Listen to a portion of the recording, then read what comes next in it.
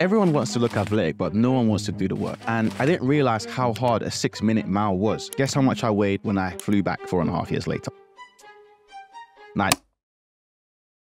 Everyone wants to look athletic, but no one wants to do the work. I was an NCAA D1 soccer athlete for 4 years, so I know exactly what it takes to look athletic and feel athletic. Plus, I spent 10 years at Premier League football club Crystal Palace. So I want to talk to you about how you can train and look like an NCAA D1 athlete. For context here, obviously, I played football. I'm not going to call it soccer because I can't believe Americans call it soccer. I'm going to get into all the little bits and pieces about how we trained in the States, and also compare it to what I learned training at Premier League football club Crystal Palace, because it was very, very different. Point number one, when I first started in America, there was a heavy emphasis on being fit. And when I say fit, you had to run the Coopa Test, you had to do 3-mile runs, 4-mile runs, sprints, hill sprints, push the sled. You had to do every form of cardio you could think of. And if you was not good at it, you had to do extra.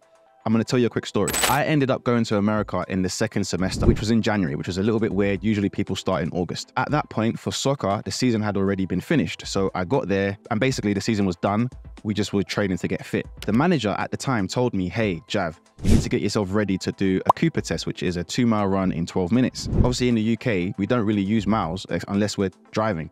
So I just thought, okay, that's not that bad. I can do that. I never ran for 12 minutes straight. At Crystal Palace, you don't do straight runs. It was like sprints, mini sprints, fitness test, but it was never like a long run. So I ran a few 3 or 4Ks thinking, yeah, that'll cover me for 2 miles. I got there and I didn't realize how hard a 6-minute mile was.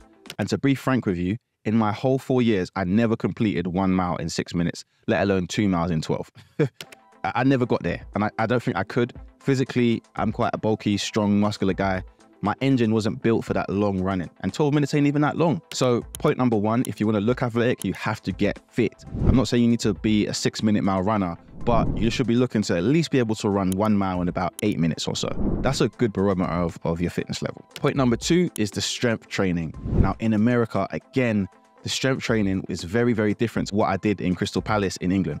Basically, over there, it was really about lifting heavy for a lot of reps and for a lot of bloody sets. In England, we would do your basic movements, squat, deadlift, bench press, blah, blah, blah, with a little bit of power stuff. And I went to Georgia State, which is a D1 college in Atlanta. We did heavy lifts, but we didn't pair it with any plyometrics or dynamic movements. And at times, I felt like we were just training like the American football players, which obviously real football and fake football are 2 different sports, but we trained like them. We was lifting heavy and barely doing any plyometrics, not much mobility work. It was literally just lift as heavy as you could, which didn't really translate to real football very well, but I mean, it worked. We got jacked. We got jacked. So again, being a D1 soccer athlete, lifting heavy weights are going to help you look athletic and look like a D1 athlete. I'm telling you that now. Number 3 was eat. I'm going to tell you a story. When I landed in America, I was 82 kilos. Guess how much I weighed when I flew back 4.5 years later? 92 kilos. So in the space of 4 years, I gained 10 kilos. Now, I did leave when I was 19. I came back when I was 23, about to turn 24. So there's a little bit of man weight, you know, you keep growing in your 20s. So I gained a bit of man strength, gained a bit of man weight. That might have been a natural weight gain, but 10 kilos is quite a lot. I can't remember the last time I've seen 82 kilos. I've now hovered from 89 all the way to 95 kilos in the last 2 or 3 years. So that's telling you something. The nutrition was actually pretty good. We used to eat at least 3 or 4 times a day, lots of calories, lots of protein, protein shakes, creatine. We used to get looked after. So the main point I'm making here is if you want to look like an NCAA D1 athlete, you want to train like one, you need to make sure you're eating like one. And that should be 3 or 4 meals a day, high protein, minimal processed foods, healthy complex carbs, and lots of veggies. Very, very simple. And if you want to take it a step further and you really want to get into the details, you should track your meals. Just do it. You'll feel better, trust me. The next part about being a D1 athlete, which is kind of underrated, and I never really thought about it until I graduated, was my step count.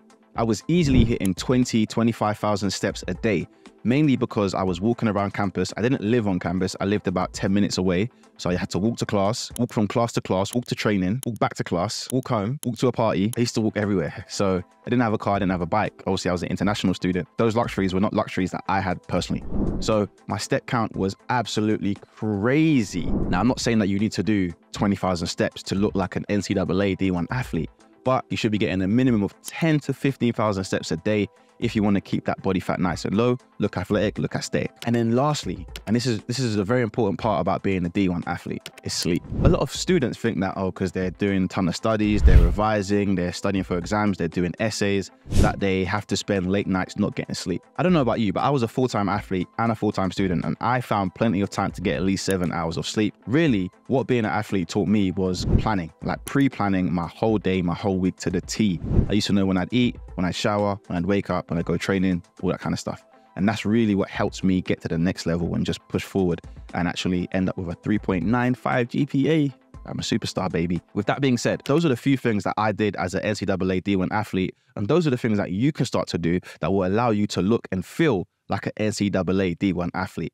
Now, you may not be an athlete right now. You may not want to compete right now. You could be in your late 30s, your 40s, your 50s. That's fine. Maybe you've been an athlete in the past, but there are elements of that lifestyle that I had back then and that you might have had back then that you can incorporate into your day-to-day now. That's heavy lifting, doing your cardio, that's getting your steps in, that's managing your calories. And then you can look aesthetic, you can look athletic, like an NCAA D1 athlete. If you want to know more about how to be explosive and increase your power and strength, just watch this video right here.